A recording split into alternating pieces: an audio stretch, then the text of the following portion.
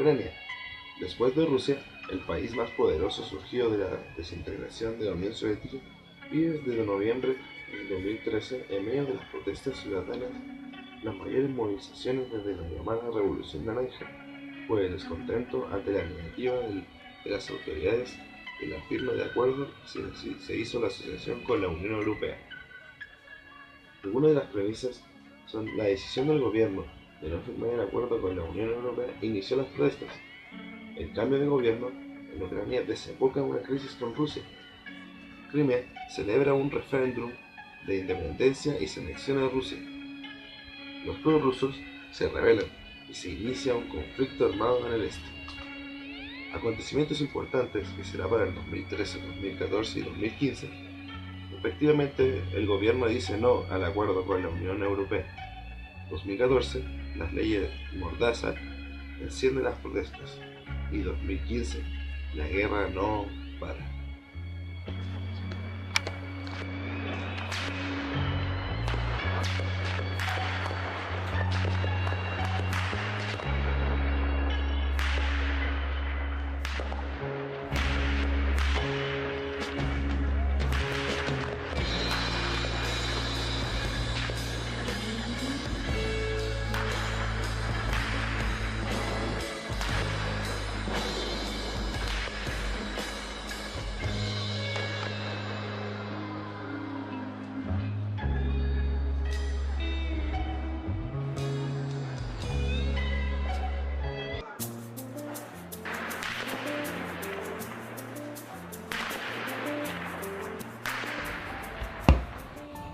¿Cómo se originó el conflicto interno en Ucrania? Tendríamos que remontarnos años, siglos atrás, para entenderlo a cabalidad. Pero con respecto a la geografía de Ucrania, su geografía política es relativamente nueva. En los años 40 tiene muchos cambios en sus fronteras. Poco a poco se fueron incorporando territorios de Checoslovaquia, de Polonia y también Rusia cedió Crimea a Ucrania, lo que ha generado una situación demográfica nueva y una de las más particulares del mundo, porque podemos dividir a Ucrania en dos, una parte oeste y la otra este, en donde cada una tiene culturas características propias y distintas opiniones. La parte oeste votó en contra del presidente ya instituido, Yanukovych, y quiere que Ucrania se una a la Unión Europea y que se apliquen cambios, entre los que se destacan una serie de medidas pro derechos civiles. Y por otra parte, está la zona este de Ucrania, que apoyó al presidente destituido y no quiere mirar hacia Occidente, y en donde existe una gran cantidad de personas que presentan afinidad con Rusia. En particular, el conflicto se desató luego de que Víktor Yanukovych, presidente elegido en 2010, señalara que Ucrania se mantendría apartada de la Unión Europea y rechazó firmar un importante acuerdo de asociación. Esto motivó a que miles de ucranianos pro Unión Europea protestaran en las calles, exigiendo a Yanukovych que siguiera adelante en su acuerdo. Pero como se negó, las manifestaciones siguieron hasta la destitución del mandatario. Luego el parlamento del país lo destituyó, cambió la constitución y convocó a elecciones anticipadas. Varias áreas del este y el sur de Ucrania no reconocieron la legitimidad del gobierno autoproclamado de Kiev y con protestas masivas reivindicaron la federación del país. Para aplacar las protestas en la región, el nuevo gobierno envió al ejército. La operación especial de Kiev llevó a duros enfrentamientos contra los autodefensas de la región. Nadie podía prever que este movimiento de protestas conseguiría tomar el poder. Si ya era sospechoso ver la participación de los partidos liberales y de derecha en las manifestaciones, hacía saltar completamente las alarmas la participación de los neonazis como tropa de choque, y más cuando iban con escudos, cascos, chalecos y palos. Estos de seguro no solo venían a dar un paseo. Si bien la primera etapa del conflicto había culminado con la salida presurosa de Yanukovych abandonando el poder, siendo este el punto principal de las transformadas demandas de la oposición, todo se trasladó a niveles marcadamente geopolíticos. El territorio ucraniano representa un punto estratégico por su ubicación al lado del Mar Negro y siendo el último paso terrestre a Rusia. Su territorio pasa y se conecta por grandes sistemas de gasoductos que abastecen a Europa Occidental. En su territorio también existen grandes extensiones de plantaciones agrícolas, de las que dependen varios países de alrededor, lo mismo que una fuente de recursos naturales y materias primas. Como se sabe, es importante controlar el Mar Negro, ya que significa tener paso al Mar Mediterráneo, el mar que ha sido desde la antigüedad el centro del comercio y militar para Europa. A pesar de todo, la disputa en Ucrania, interna y externa, aún sigue. Parece ser que faltará mucho tiempo para restablecer la confianza que Ucrania y la Federación Rusa puedan generar, y internamente la disputa por el control cultural aún no cesa.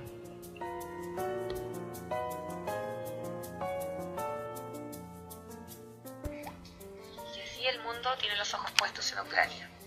El conflicto que mantiene el gobierno de Kiev con Rusia ha despertado la reacción de toda la comunidad internacional, dejando claramente delineadas las distintas posiciones de los actores externos. Luego del rechazo del acuerdo de asociación con la Unión Europea por parte del expresidente Yanukovych, el segundo factor más importante que ha llevado a tan serias divisiones y conflictos dentro del país es la anexión de la península de Crimea por parte de Rusia, adhesión considerada ilegal por parte de Estados Unidos y de la Unión Europea. Este tema ha llevado a plantearse esta ambición rusa es netamente comercial o ha hecho resurgir los ecos de la Guerra Fría. Cuando hacemos un repaso de la Guerra Fría, instantáneamente se viene a la mente una fotografía de aquel mundo dividido en dos, con Estados Unidos de un lado y de la Unión Soviética del otro, como principales potencias. Si bien el contexto y la realidad son diferentes, en los últimos años esa disposición no ha sufrido grandes variaciones. China ha seguido muy emparentado con las políticas de Rusia, mientras que las potencias occidentales como Francia y el Reino Unido se han mantenido alineadas a Washington. Desde la caída del muro de Berlín en 1989, Estados Unidos y Rusia han manifestado públicamente su intención de dejar atrás la rivalidad que los enfrentó durante más de 40 años.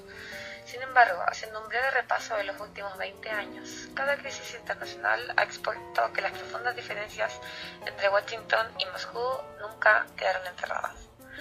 Otro factor fundamental en esta situación es la cuestión ideológica, ya que en la Guerra Fría hubo un marcado enfrentamiento entre las corrientes capitalistas y comunistas. En la actualidad, Putin se convirtió en una de las cabezas del sentimiento antiestadounidense.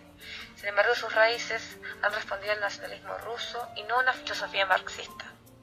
Además, geopolíticamente, su atención se centra pura y exclusivamente en su región. Este tenso presente entre Estados Unidos y Rusia, como consecuencia del conflicto ucraniano, presenta diversos matices, y hay quienes, en lugar de hablar de una guerra fría, atribuyen las políticas adoptadas por el líder del Kremlin a cuestiones comerciales, ya que existe un escenario donde el nacionalismo político-comercial no encuentra fuerza de contención y ha llevado a los países a pelear por los mercados, en este caso energéticos, ya que la anexión de Crimea representa un mayor control en el suministro de gas. A la vez, la gran importancia de esta península es que es un puerto que no solo le da la salida al Mar Negro a Rusia, sino un control político y económico de la región y que le permite tener una presencia en Medio Oriente. Esta zona del mundo está atravesada por oleoductos, reservas de gas y petróleos que hacen aún más complicado este asunto. Así es que Estados Unidos ha anunciado sanciones contra funcionarios rusos y ucranianos, apoyando al nuevo gobierno ucraniano, ha ofrecido una importante ayuda económica y a su vez enviado al secretario de Estado a Kiev como una potente señal de respaldo a la nueva administración. A su vez ha emitido fuertes declaraciones contra la movilización de tropas rusas y se convirtió en el mayor aliado del gobierno entrante para frenar una aventura mayor de Ucrania contra. En junio de 2014, Ucrania decidió firmar la parte económica del acuerdo de la asociación con la Unión Europea, como medida para darle freno al conflicto. Esta parte del acuerdo trató de la creación de libre comercio entre el bloque, medida que trae consecuencias económicas negativas para Ucrania como pérdidas de aproximadamente 33 millones de dólares anuales. Aún así, este acuerdo llegó a un momento en que Ucrania se encuentra dividida a tal nivel que resultó muy difícil en el corto plazo que estas medidas pudieran parar el conflicto. Como vemos, esta guerra se ha dado dentro de una batalla económica y de intereses que lo único que ha logrado es separar y hacer sufrir a su gente. La esperanza y la frustración se han venido sucediendo a lo largo del año en el sureste de Ucrania, escenario de un conflicto fratricida que cegó miles de vidas, 9.000 según los datos más recientes, la mayoría de ellas civiles. La ansiada tregua no llega a acabar del todo entre las infracciones del alto al fuego, que se mantuvo en lo fundamental a lo largo del saliente año 2015, y las acusaciones mutuas que cruzan las partes enfrentadas. La dinámica de negociaciones se mantiene en un permanente tira y afloja, con pasos adelante seguidos de otros atrás, y las muestras de voluntad política se han visto enfrentadas a tensiones, provocadas ante todo por las fuerzas más intransigentes que se oponen a una salida negociada.